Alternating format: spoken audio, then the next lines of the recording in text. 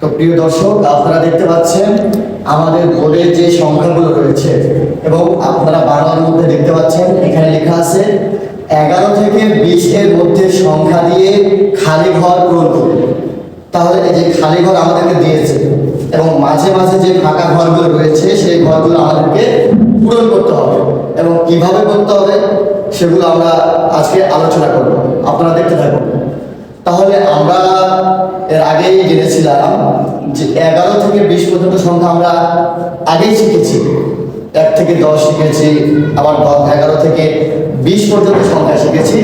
শিখার পরে এখন আমাদেরকে দিয়ে দিয়েছে বইয়ের মধ্যে যে 11 থেকে 20 এর মধ্যে সংখ্যাগুলো খালি ঘর পূরণ করো এবং খালি ঘর আমাদেরকে পূরণ করতে হবে। তো প্রথমে আপনারা লক্ষ্য করুন, এখানে 11 1 10 1 11 আমাদেরকে প্রথমেই দিয়ে দিয়েছে। তারপরে একটা খালি ঘর দিয়েছে, আপনারা দেখতে পাচ্ছেন এখানে কোনো সংখ্যা বসানো নেই। আমাদেরকে এখন আমাদের ব্রেন দিয়ে বুদ্ধি দিয়ে আমাদেরকে এখানে খালি ঘরটা পূরণ করতে হবে। সো আপনারা দেখতে থাকুন আমরা কিভাবে পূরণ করি। তাহলে আমরা জানি 11 পরে যে সংখ্যাটা সেটা হচ্ছে 12।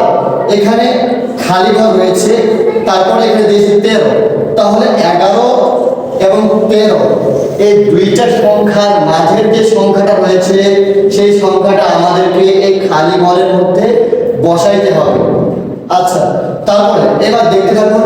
তাহলে আমরা জানি 11 12 13 14 15 16 17 18 19 20 আমরা গুনতে জানি এবং লিখতেও জানি, কিন্তু খালি ঘর পূরণ করার সময় অনেক বাচ্চার ক্ষেত্রে সেটা অনেক কষ্টকর হয়ে যায়, অনেক কষ্ট লেগে যায় যে ফাঁকা ঘরে কি হবে, কি বসাবো, এমন ধরনের কনফিউজড হয়ে যায়। সেই কনফিউজটা দূর করার জন্য আমরা আজকে সহজভাবে এখানে সংখ্যা বসাবো। তাহলে আমরা জানি 11 পরে যে সংখ্যাটি রয়েছে সেটি হচ্ছে 12। তাহলে আমাদের এখানে কোনো সংখ্যা নেই, সেহেতু আমাদেরকে এখানে 12 সংখ্যা দিতে হবে। কারণ এখানে 11 দেওয়া আছে, খালি ঘর দেওয়া আছে, তারপরে 13 দেওয়া আছে। তাহলে 11 পরে যে সংখ্যাটি সেটি হচ্ছে 12। তাহলে আমরা এখানে সুন্দর করে 1 10 2 12 সুন্দর করে লিখে দেব। 1 10 2 12 অর্থাৎ দেখতে পাচ্ছেন 1 10 2 12 আমরা এই খালি ঘরে পেয়ে গেছি। তারপরে সংখ্যাটা লক্ষ্য করেন এখানে 13 রয়েছে। 1 10 3 13 13 যে সংখ্যাটা রয়েছে 13 পরে একটা দেখেন খালি ঘর রয়েছে, ফাঁকা ঘর রয়েছে। এই ফাঁকা ঘরে আমাদের কি বসবে সেটা আমাদেরকে জানতে হবে। তাহলে 13 পরে আমরা জানি 14।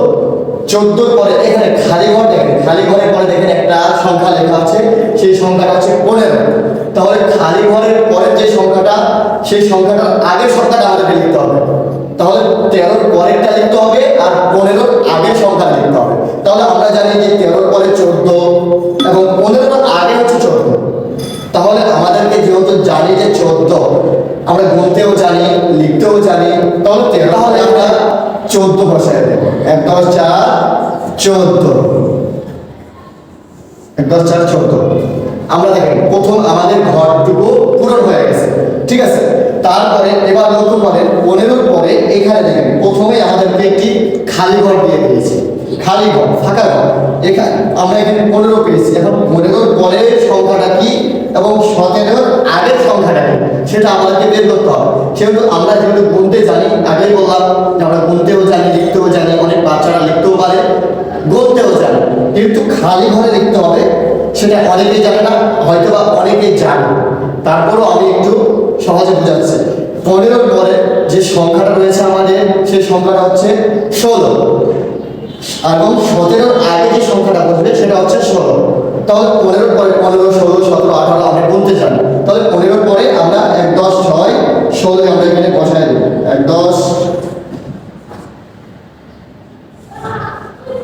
6 16 এখানে 16 বসায় দিলাম। তারপরে সংখ্যাটা দেখেন এখানে 17 লেখা আছে। তাহলে 16 17 17 পরে এখানে একটা খালি ঘর, এখানে একটা খালি ঘর এবং তার পাশে ঘরে লেখা আছে 20। তাহলে এই খালি ঘর দুইটাতে আমাদের কি বসবে সেগুলো আমাদেরকে জানতে হবে। তাহলে আমরা এখানে 16 17 পাইলাম। 16 17 18 19 20 আমরা বলতে জানি। ঠিক আছে, তাহলে 16 17, তারপরে ঘর থেকে ফাঁকা আছে, এখানে বসবে 18, এখানে 19, তারপরে আমাদের 20 তো লেখাই আছে, তাহলে 20 আমাদেরকে লিখতে হবে। তাহলে 16 এবং 17 পাইলাম। 17 পরে আমাদের সংখ্যা যেটা আছে সেটা হচ্ছে 18। সংখ্যা কি আছে? 18। সেই 18 সংখ্যাটা আমাদের এখানে বসায় দিতে হবে। 1 10 8, 1 10 8, 18, 1 10 8, 18। আচ্ছা, 18 পাইলাম। 18 পরে যে 18 19, তারপরে 20 আমরা যে বললাম, তাহলে 18 পরে আমাদের 19 বসবে, কারণ 20 এর আগে 19 বসবে। 20 এর আগে কি বসবে? 19 বসবে। তাহলে আমরা এখানে 1 10 9, 19 বসাই। এবার দেখেন আমাদের ঘরগুলো খুব সহজেই পূরণ হয়ে গেছে, খুব সহজে পূরণ হয়ে গেছে। যে হচ্ছে 1 থেকে 20 পর্যন্ত সংখ্যা লিখতে পারবে এবং বলতে পারবে, সে এইগুলো খালি ঘর অটোমেটিকলি সহজভাবে ইজিভাবে এগুলো পূরণ করে দিতে পারবে। তাহলে আমাদেরকে সবার প্রথমে জানা উচিত 1 থেকে 20 পর্যন্ত সংখ্যা গণনা করতে শিখতে হবে এবং লিখতেও শিখতে হবে। তাহলে আমাদের এই ঘরগুলো পূরণ করতে বেশি দেরি হবে না, খুব সহজেই আমরা বাচ্চাদেরকে খালি ঘর পূরণ করা শিখাইতে পারবো এবং খুব সহজেই বাচ্চারা ডেভেলপ হবে, উন্নতি করতে পারবে এবং নিজেকে একজন পরিপূর্ণ ছাত্র দাবি করতে পারবে। তো যাই হোক, আমরা অনেক লং টাইম ধরে এই অঙ্ক নিয়ে আলোচনা করলাম। এই অঙ্কটি যদি আমাদের ভালো লেগে থাকে তাহলে আপনারা একটু আপনাদের মতামতগুলো কমেন্ট বক্সে জানাবেন এবং লাইক, কমেন্ট এবং শেয়ার করতে ভুলবেন না। আসসালামু আলাইকুম।